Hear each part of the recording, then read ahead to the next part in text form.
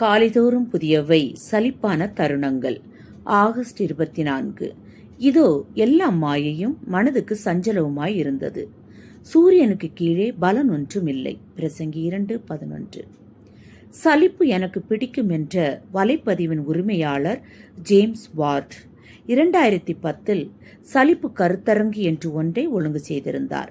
அது யாராலும் கவனிக்கப்படாத மிகவும் சாதாரணமான ஒரு நாள் கொண்டாட்டம். இதற்கு முன்பாக அந்த கருத்தரங்குகளில் தும்மல், வெண்டிங் எந்திரத்தில் ஏற்படும் சத்தம் மற்றும் 1999 இங்க் பிரிண்டர்கள் போன்றவற்றில் ஏன் சத்தம் வருகிறது போன்ற சலிப்பான தலைப்புகள் விவாதிக்கப்பட்டது. வார்டுக்கு அவைகள் மிகவும் சலிப்பானவைகள் என்பது நன்றாய் தெரியும். ஆகையினால் அந்த கருத்தரங்கில் ஆர்வமூட்டக்கூடிய, அர்த்தமுள்ள, ரசிக்கக்கூடிய தலைப்புகளை தேர்ந்தெடுக்கும்படி செய்தார். பல நூற்றாண்டுகளுக்கு முன்னர் அர்த்தமற்ற காரியங்களில் மகிழ்ச்சியை தேடும் முயற்சியில் ராஜாக்களில் ஞானியான சாலமோன் முயற்சித்தான். அவன் பெரிய வேலைகளை செய்தான், மந்தைகளை வாங்கினான், வீடுகளை கட்டினான், பாடகர்களை சேகரித்தான், கட்டிடங்களை கட்டினான். பிரசங்கி 2:4-9 வரை உள்ள வசனங்களில் இவற்றில் சில மதிப்பு மிக்கவைகள், சில மதிப்பு குறைந்தவைகள். அவற்றில் அர்த்தத்தை தேட முயன்ற ராஜா சலிப்பை தவிர வேறு ஒன்றையும் பெறவில்லை.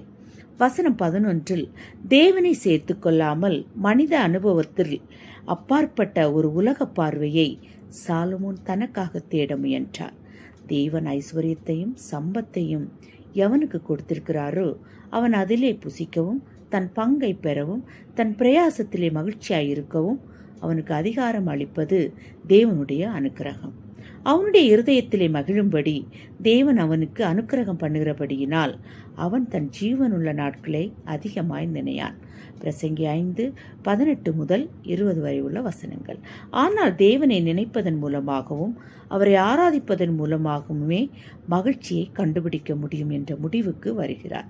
பிரசங்கி 12:1-7 வரை. இந்த சலிப்பின் சூறாவளியில் சிக்கியிருக்கும் நாம் நம்முடைய சிருஷ்டிகரை நினைத்து வசனம் 1 சொன்னது போல நம்முடைய சிறிய கருத்தரங்கை துவக்குவோம். தேவன் அதை அர்த்தமுள்ளதாய் மாற்றுவார். நம்மை திருப்திப்படுத்தாத காரியங்களில் அர்த்தத்தை தேடுவது மிகவும் கடினமான காரியம். நம்முடைய அர்த்தத்தை தேவனிடத்தில் தேட வேண்டும்.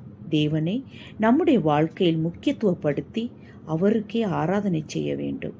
நம்முடைய வாழ்க்கையின் சலிப்பான தருணங்களை தேவனுடைய அர்த்தம், மகிழ்ச்சி மற்றும் ஆச்சரியத்துடன் இணையச் செய்யும். ஆமேன். ஜெபம். தேவனே, உம்மால் மாத்திரமே சாதாரணமானவைகளை அர்த்தமுள்ளவைகளாக மாற்ற முடியும்.